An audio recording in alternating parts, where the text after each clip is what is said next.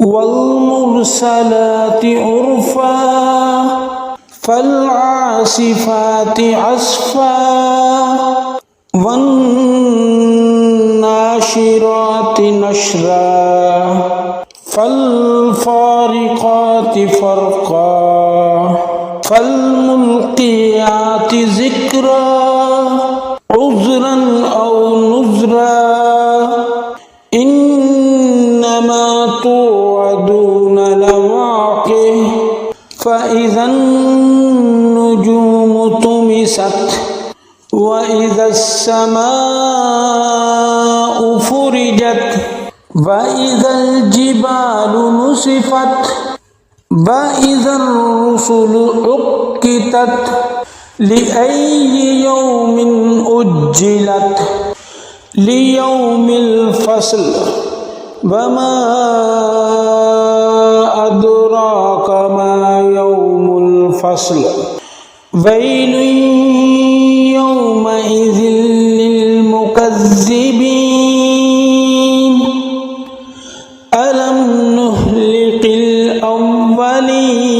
الأولين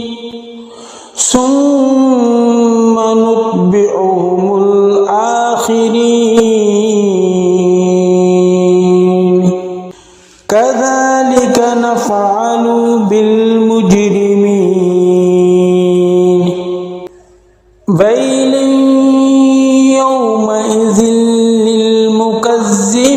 للمكذبين ألم نخلقكم من ماء مهين فجعلناه في قرار مكين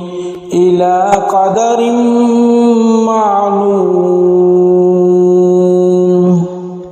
فقدرنا فنعم القادرون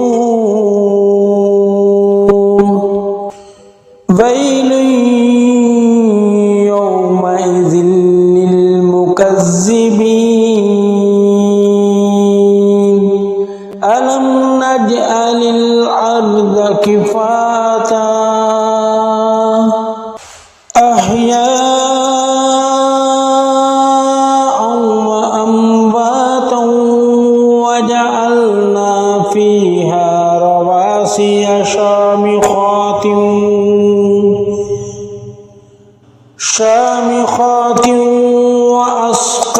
وأسقيناكم ماء فراتا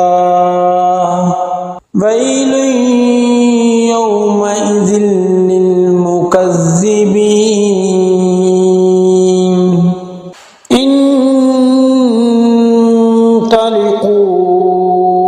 انطلقوا إلى ما كنتم به تكذبون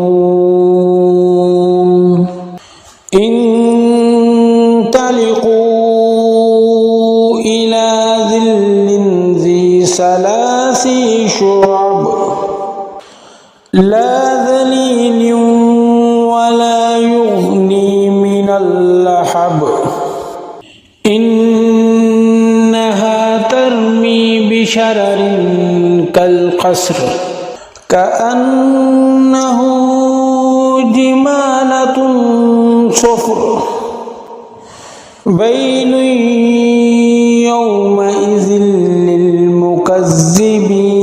للمكذبين هذا يوم لا ينطقون ولا يؤذن لهم فيعتذرون ويل يومئذ للمكذبين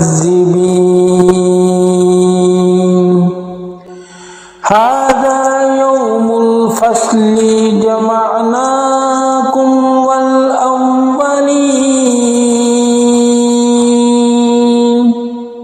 فإن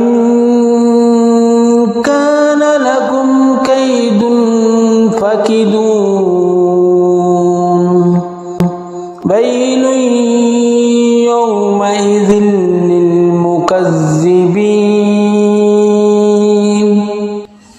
إن المتقين في ظلال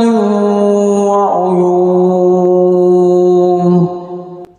وفواكه مما يشتهون كلوا واشربوا هنيئا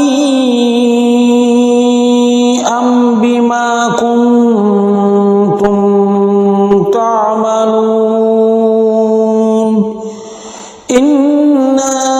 كذلك نجزي المحسنين ويل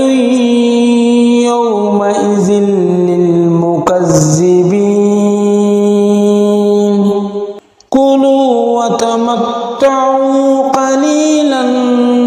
إنكم مجرمون ويل يومئذ للمكذبين وإذا قيل لهم اركعوا لا يركعون ويل يومئذ